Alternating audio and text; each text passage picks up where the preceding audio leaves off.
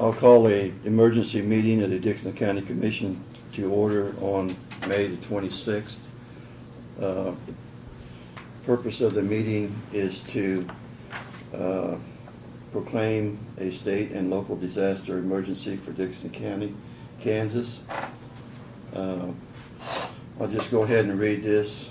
Whereas on the 26th day of May 2016, the Board of Commissioners of Dixon County, Kansas finds that certain conditions have caused or immediately threatened to cause widespread or severe damage, injury, or loss of life or property in disaster proportions in Dixon County, Kansas.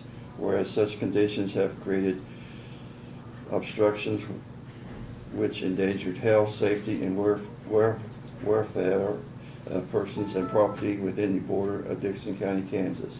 Now therefore be it resolved by the Board of Commissioners of Dixon County, Kansas, that the Board of County Commissioners, under and by virtue of the authority vested in it by KSA 1976 Supplement 48-932, does hereby proclaim that a state of local disaster emergency exists. It is further resolved and proclaimed that the area within the border of Dixon County, Kansas covered by this proclamation resolution is that the entire area of Dixon County, Kansas. Be it further resolved that said board has all rights and or powers to perform such functions as are vested in said board by and through the provisions of the Kansas Emergency Preparedness Act of 1975. It is further resolved and proclaimed that this resolution shall remain in effect for a period of 7 days unless terminated earlier or renewed by consent of the governing body, adopted by the Board of Dixon County Commissioners this 26th day of May 2016. And I move that we approve this resolution. Its number is 0525-2016. Second. Been moved and seconded. Is there any discussion? If not, all in favor say aye. Aye. Opposed? Motion carried. I might mention, I visited with Mike Heldstaff this morning. He's with Senator Moran's office, and so he's come up here on behalf of the senator, and I think he's going to be meeting with Chancey Smith this morning. And is also out kind of viewing and getting assessment and gathering information for the senator. Brad, you want to make a few comments about the area that the tornado hit and the major Yes, damage that we see? I waiting on an email that I sent, and I was going to show you. I'll be able to show you here shortly on the screen. But about 7:30 last night, we had a tornado that entered our county. It entered just north of 2700 Avenue, and across the Solomon Road. Took an easterly path, cleared over until it passed K-15, closer to Mink Road, and then it went southeast, across interstate just east of Four Seasons, and then went down and fortunately went south of Chapman instead of heading Chapman. As of this morning, we had 104 total homes that were in its path.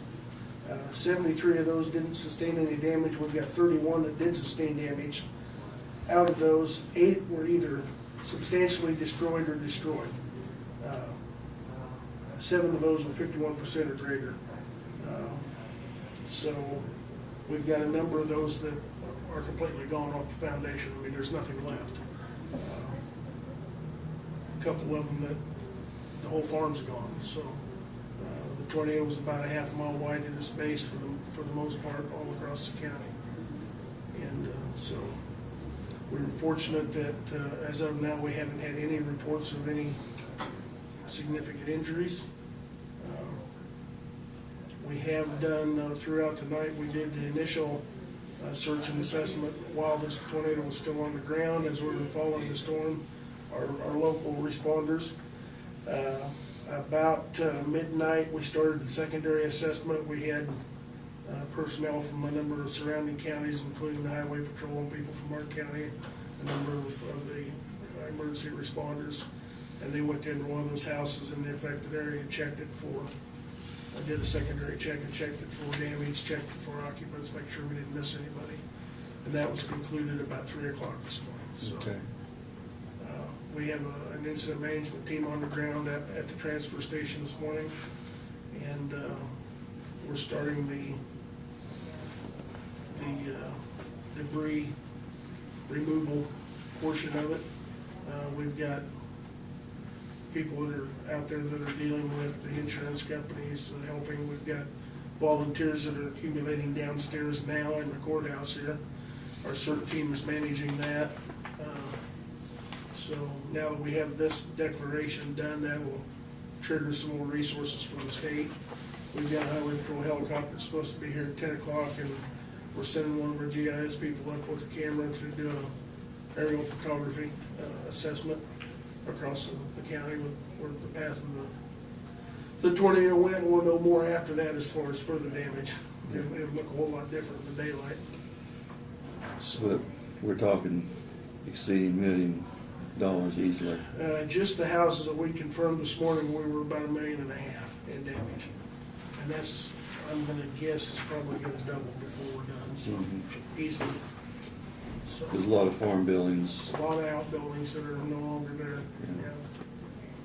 So, plus equipment and, we've got West Star that has, it originally had 900 customers offline.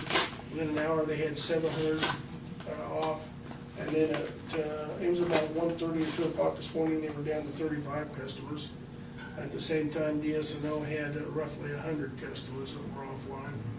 And I haven't heard back from them today as far as where they're at, but DSNO did say they had about 10 miles of line that was down.